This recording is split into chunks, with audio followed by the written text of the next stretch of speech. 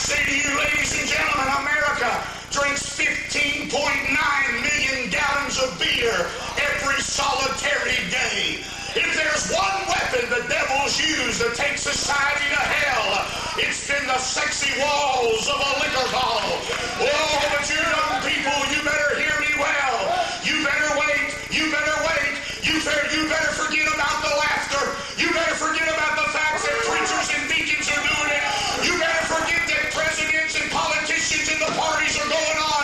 You better look and see what's really on the inside of that room before you dare to take the first drink and darken the door. Oh, I see the sexy ladies with a glass of whiskey in their hand. Sure, they're young and beautiful and bright, but I've seen the other side of the billboards when the world and the devil has got done with them, and they're dying on Skid Row without even a change of clothes and a dime in their pocket. I say to you, before you go in that room, you do well to stand back for a minute and see what's really on the inside.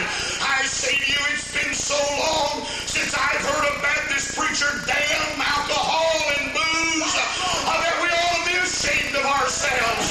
Every once in a while, our kids ought to hear a blistering message against alcohol beverages. I'm talking about beer and whiskey and bourbon and vodka and wine. I know some bleeding heart liberal may say, well, Jesus drank wine. I will tell you something. Anybody that would indict the Lord with being a wine bibber probably needs to get saved by the grace of God. I'm going to tell you, Jesus didn't come to be a drunk. He came to be the Savior. Oh, yes, the drinking room. Listen to me, son. It'll drain you financially. It'll destroy you physically. It'll deny your sanity. It'll disgrace you morally. It'll damn you spiritually. Listen to me. Last year in America, we had more people killed under the influence of alcohol than we lost in the Vietnam War back in the 60s. Yet it's being sold in our grocery stores, at every gas station, and most restaurants you go to. Somebody said getting drunk is a sickness. What kind of perverted nation are we living in where they'll sell sickness on the shelves in a grocery store? I say to you, being a drunk ain't a sickness. It's a sin against God. Amen. Oh, yeah, you better take a good look, son, before you go in the drinking room. It's not what you think it is, I'll tell you that much. I was raised next door to a bar all my life. A beer joint, they call them lounges now. There's still the same sorry crowd inside. They may change the title and paint the building, but it's the same sorry crowd inside. Been next door to a beer joint all my life. Let me tell you what I saw one night. Sitting on the front porch with my dad. It was a Friday night. The beer joint was filled and the screen door was the only thing closed, and it was filled with flies trying to get into the smell of the rotted stench of beer. The jukebox was playing loud and men were in the arms of other women. Now, I'll never forget, my dad and I were sitting on the front porch, and all of a sudden a little boy, could not have been over 10 years old. It was the middle of the summer. I'll never forget it. He had no shirt, no shoes on, just a pair of cut-off shorts, and he was on a bicycle. And evidently he got strict instructions from his mother.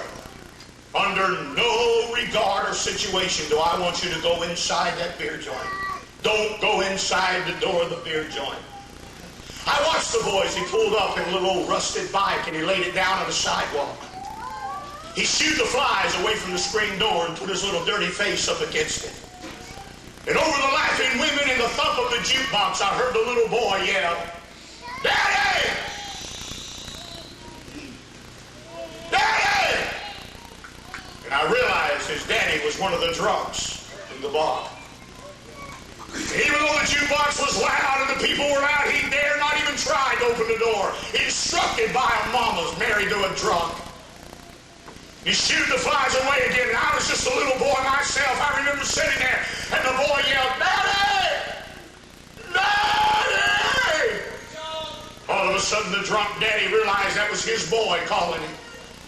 Brother Al and I watched that daddy stagger off a bar stool and go outside the screen door. And he grabbed that little boy by the throat, and I heard the boy say, "Don't hurt me, Daddy. I told Mommy I didn't want to come. I begged her not to make me come. But there's no groceries hungry's at the house and there's no milk for the baby. And Mommy sent me down here because you got paid this evening. And Mommy sent me down here to ask you for some money. He said, our stomachs are growling, Daddy. We're going to go to bed and we're hungry. And the baby don't have any milk. And Daddy, don't hurt me. Mama made me come. Daddy, would you give me some money for the baby? And I was lost and didn't know God. And I watched that drunk daddy take his belt off and sling his boy across that bicycle, Brother Frazier, and stripe him black and blue across his legs and across his back, and pull that boy's hair and smacked his face, and then flung him back on that bicycle and sent that little dirty-faced, weeping, bloody boy home without a dime in his pocket, no food for supper, had no milk for the baby, no shoes on his feet and clothes on his back, because Daddy was blowing his paycheck once again on Friday night down at the beer joints with wine, women, and song. And I said to myself when I saw that, why don't they put that on television? Why don't Budweiser show that? I'm going to tell you something, friend. There's a lot of little boys that'll go to bed hungry tonight. There's a lot of little girls that don't even have shoes to wear because their daddy's in a drunken stupor and their mama's a stock drunk. Oh, you better listen to me. The drinking room may look good on the outside, but it's filled with dead man's bones on the inside. I was coming through the mountains of West Virginia some time ago. 5 boys and a girl was graduating from school the next night. They were drunk. Their pickup flipped in front of me. The bodies were just sporadically flying down the highway, human bodies. All of them teenagers. And I almost hit one. I almost ran his head over. And I don't know if I could have lived if I'd have done that. And I took that big Greyhound bus coming off that mountain and went down in a ditch and hit so hard that it busted one of the rims on my bus to keep from running over that boy's head. And those boys were coming out of that pickup. It was spiraling like a corkscrew going down the road. All of them sock drunk, partying because they were graduating the next night. And I watched human bodies slide down that highway, and it literally filleted them alive. I found one boy, and I measured it. His boot was 120 feet away from his body, still tied.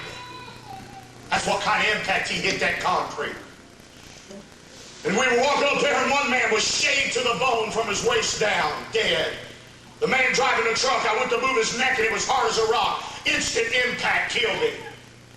All 5 of the boys died. I found the little girl face down. She was so drunk she couldn't even lift up her head to say help. I found her in a ditch, took her to the emergency room, had a helicopter come get her. I called her daddy 3 months later and said her diploma's hanging over the chair she's sitting in today, but she's a vegetable and she can't even read it. But I'll never forget one little boy, a little old shriveled up boy was laying in the emergency lane all curled up, and his head was shaved, and I went over there and I went to touch him, and it was just like pushing on a bag of water. Felt like every bone in his body was broke, and I rolled him over, and I said, listen to me, son, you've been hurt bad, and we've got people coming to help you. I want you to be still. I don't want you to try to move now. You've been hurt. It's been an accident. I said, I'm a man of God. I want to talk to you a minute about your soul. I said, I'm going to try to save your life. I don't want you to die, but listen to me, son. I want to talk to you about God for just a minute. And he looked at me, and here's what he said. He said, preacher, don't let me die. I'm drunk. And I could smell liquor on his breath. And I said, what did you say? And he cleared the blood out of his throat. And he said, don't let me die. Oh, God, don't let me die, preacher. I'm drunk. I'm drunk. Don't let me die drunk. I held that little old shriveled up boy up in my arms. His blood running out of his body, down my clothes. Tears running down my face as I tried to tell him how to be saved. And I rocked him and I begged God to let him live. And he kept looking at me and saying, preacher, don't let me die. I'm drunk, preacher. Please promise me, preacher. Please promise me before God you're not going to let me die. And Brother Leland, I did everything I could. I prayed, I cried, I gave him the gospel, and I rocked that dying bloody boy in my arms, and he took his last breath, his eyes watered up in his head, and he died on the side of the road. One of the men standing behind me said, I wonder why he said that to you, preacher. I said, I'm going to tell you why. Somewhere down Last Road, he sat in an old-fashioned church somewhere, and a leather-lung preacher took a Bible and told him about the of liquor and dying lost and going to hell drunk. Listen to me, I held that boy in my arms and watched him go to hell with his eyes wide open. Oh, you better hear me well, honey. Don't ever put the first drop up against your lips. Oh, listen, if you date a boy that drinks, you tell him to drop dead. Stay away from the parties. Stay away from the hellholes. Don't get deceived in the drinking room. Oh, God, I'm running out of time. I gotta hurry.